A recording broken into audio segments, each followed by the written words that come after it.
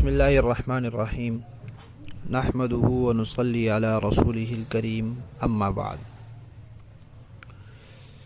اسلامی عقائد کورس کا 8واں عنوان ہے دینی معاملات میں عقل کا درجہ،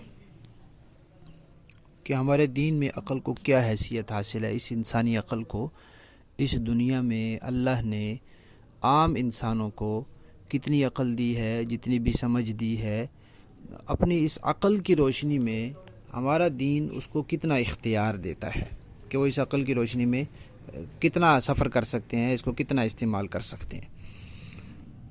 تو پہلی بات تو یہ ہے کہ عقل کوئی معیار نہیں ہے، نہ دین میں نہ دنیا میں۔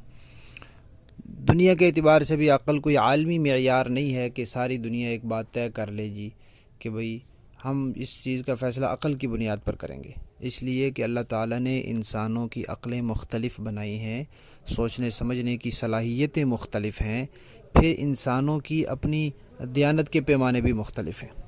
تو اس لیے دنیا کے اندر ایسا نہیں ہوتا کہ ایک فیصلہ ہو گیا عقل کی بنیاد پر اور ساری دنیا نے اس کو تسلیم کر لیا۔ کوئی عالمی معیار نہیں ہے، عالمی حقیقت رکھنے والا ضابطہ نہیں ہے عقل کے پاس کہ سارے اس کو مان لیں۔ اس لیے اللہ تعالیٰ نے ایک عالمی ضابطہ جو ہے وہ وحی کی صورت میں اتارا ہے، جس کو ساری انسانیت تسلیم کر سکتی ہے اور کوئی اختلاف نہیں ہوگا۔ اگر وحی کو پوری انسانیت مان لے، اللہ تعالیٰ کی طرف سے آئے ہوئے احکامات کو دین کی شکل میں تسلیم کر لے تو اختلاف نہیں ہوگا۔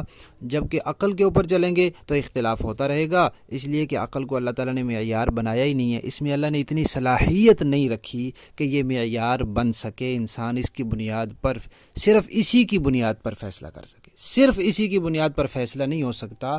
ہاں، اس کی بنیاد پر جو بات ہمیں صحیح لگ رہی ہے اس کو پھر ہم دین پر پرکھیں گے، اگر دین کہتا ہے ٹھیک ہے تو ٹھیک ہے، اگر دین کہتا ہے نہیں تو پھر نہیں۔ یعنی عقل جو ہے وہ صحیح رائے بھی دے سکتی ہے، غلط رائے بھی دے سکتی ہے۔ تو جب انسان دنیا میں آیا اس لیے ہے کہ اللہ تعالیٰ کو راضی کرے۔ اب عقل کی بنیاد پر انسان سوچے کہ یہ کام اللہ کو راضی کرنے والا ہے یا راضی کرنے والا نہیں ہے، تو کوئی ضروری نہیں ہے کہ عقل ہمیشہ درست جواب دے۔ درست جواب بھی دے سکتی ہے، غلط جواب بھی دے سکتی ہے، لہذا اس کے پیچھے چل کر انسان کسی چیز کو اللہ تعالیٰ کی رضامندی والا سمجھ رہا ہوگا اور وہ ناراضگی والا ہوگا تو نقصان ہو جائے گا۔ اسی طرح اللہ تعالیٰ نے انسانوں کی عقلیں مختلف بنائی ہیں۔ اگر دینی معاملات کی بنیاد عقل پر ہو تو پھر ہر انسان کی راہ مختلف ہو جائے گی، ہر انسان اپنا الگ ہی طریقہ دین میں بنا لے گا۔ پھر انسان کو اللہ تعالیٰ نے جس مقصد کے لیے پیدا کیا ہے اس کے لیے اللہ تعالیٰ نے کوئی کسر نہیں چھوڑی، خود اپنے احکامات بھیج کر اتمام حجت پوری کر دیا کہ کل کو کوئی یہ نہ کہے کہ یا اللہ مجھے تو ایسے ہی سمجھ میں آئی تھی، آپ نے تو کوئی حکم بھیجا نہیں تھا، میری عقل میں ایسے آیا تھا تو میں نے کر لیا۔ نہیں، اللہ تعالیٰ یہ چاہتے ہیں کہ جس مقصد کے لیے اس کو بھیجا ہے اس میں کوئی ابہام نہ رہے، اور اس کے لیے واحد ذریعہ وہی تھا۔ اللہ تعالیٰ نے وہی کے ذریعے دین بھیج دیا تاکہ مقصد اصلی فوت نہ ہو۔ معاشی ضروریات سمجھانے بتانے کے لیے اللہ تعالیٰ نے کوئی نبی نہیں بھیجا کہ وہ لوگوں کو بتائے کہ ایسے کماؤ اور ایسے نہ کماؤ، تمہاری معاشی ضروریات ایسے پوری ہوں گی۔ ہاں، اس کی حدود تو بیان کی ہیں، لیکن اس مقصد کے لیے نبی نہیں آئے، نبی آئے ہیں دین بتانے کے لیے۔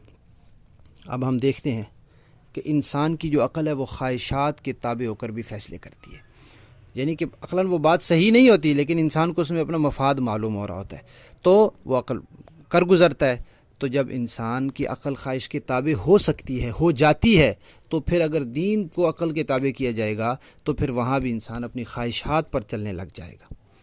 بعض اوقات ہم دیکھتے ہیں نا، بچہ کوئی چیز اس کے لیے نقصان دہ ہوتی ہے وہ اس کو مفید سمجھ رہا ہوتا ہے، کیوں؟ اپنی کم عقلی کی وجہ سے، تو اس کو نہیں دی جاتی۔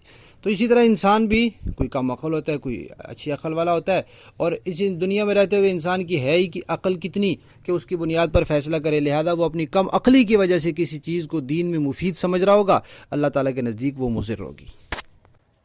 تو یہ بات یاد رکھنی چاہیے کہ عقل عالمی معیار نہیں ہے، واحد معیار جو انسانیت کو جمع کرنے والا اور انسانیت کے لیے اختلاف کو ختم کر کے ایک راہ دینے والا ہے وہ وحی ہے اور دین ہے۔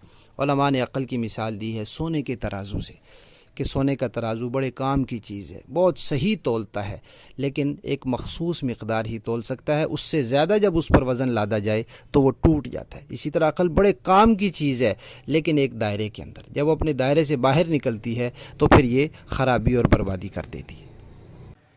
علماء نے سمجھانے کے لیے ایک مثال دی ہے کہ اپنی بہن سے نکاح حرام ہے، لیکن اگر عقل کی روشنی میں دیکھا جائے، عقل کہتی ہے ایک بہن جو بھائی کے کپڑے استری کر سکتی ہے، اس کا بستر جھاڑ سکتی ہے، اس کی خدمت کر سکتی ہے، اس کے لیے کھانا پکا سکتی ہے، باقی ساری ضروریات اس کی پوری کر سکتی ہے، تو یہ ضرورت اس کی کیوں نہیں پوری کر سکتی؟